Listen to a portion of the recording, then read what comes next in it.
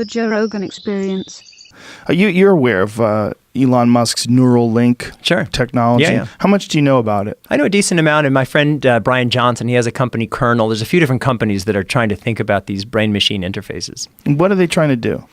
Basically, what they're trying to do is to find a way to connect our brains to our machines. And there's a little bit of progress. Our brains they're incredibly complicated and they're messy. I mean, there's a lot that's happening.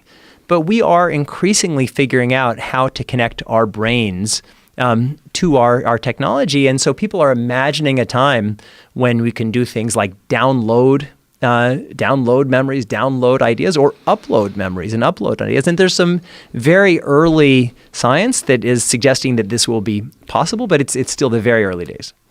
The very early days. But Elon was giving the impression that sometime this year they're going to release something.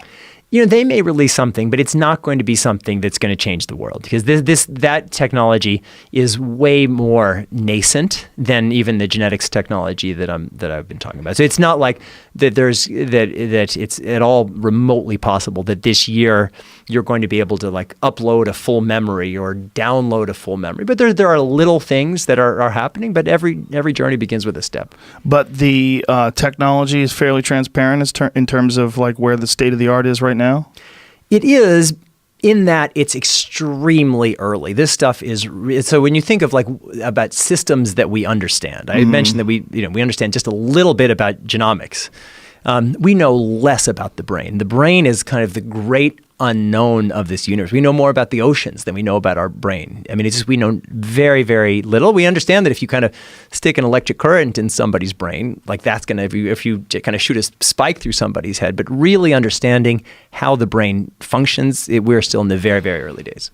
So do you think that Kurzweil's off with this idea that you're going to be able to download your consciousness into a computer? Because that's one of the most controversial ideas that he's come up with, right? So I think he's off based on your use of the word "your." So I mentioned that a month ago I was in Kyoto, and I was at this stem cell lab.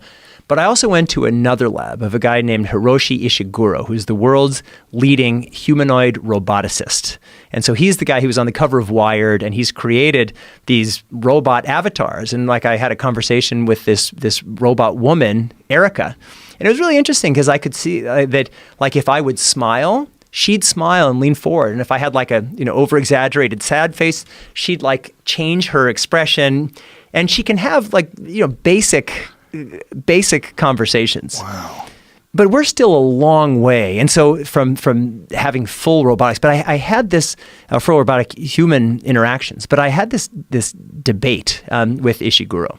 And he was saying that he thought that the future of humanity was non-biological, that we were going to kind of unload ourselves to these non-biological entities, and that is how we would gain our immortality.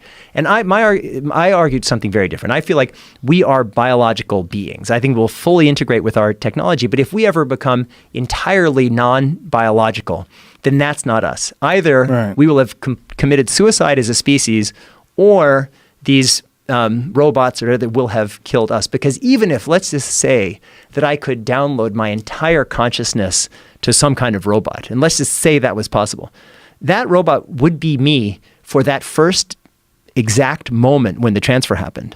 But then beyond that, it wouldn't be me anymore, because there would be a whole other set of experience. But certainly our interaction, our connectivity with this tech is going to be greater. And so even if Kurzweil isn't exactly right, he's directionally right. Yeah, the problem would be that you would be locked in. Like, if they downloaded your consciousness into some sort of a bank of computers somewhere, where are you? If that's your consciousness is in these ones and zeros. Yeah. And that's terrifying. What's terrifying is if somebody didn't like you and they said, I'm going to make one version of you suffer for all eternity. And I'm going to just download you while you sleep. It's true. But I have something worse than that. Okay. Death. And so I think that nobody is going to say, well, I'm going to be Joe living a life, or I'm going to like not be Joe and I'll just have my consciousness downloaded someplace else. And so if the comparison is, well, I've lived this life and I don't want to die, and so I'd rather kind of be here in some kind of version, and even if it's not me, just something. Really? I think some people will want that. Not everybody. I think some people will, but they don't know what they're getting, right? Yes. In terms of you don't know what that experience is going to be like, nor do you know if there is some sort of a chemical gateway that happens in the mind when you do expire and allows you to pass through to the other dimension that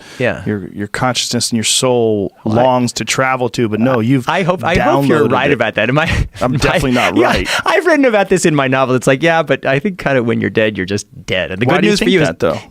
Well, just because I think that this kind of immortality comes because time stops. Time is this relative concept, and so at the moment that you die, that's immortality for you because time stops flowing for you. That's what Einstein taught us. Time is this relative concept. Other people, very legitimately, and there's no way to prove it, feel that we have this soul and this soul can travel to other dimensions. I happen to believe that we are biological beings and our experience of the soul, whatever, is connected to our biology. When our biology stops functioning, those experiences, whatever they are, stop being accessible, at least to us.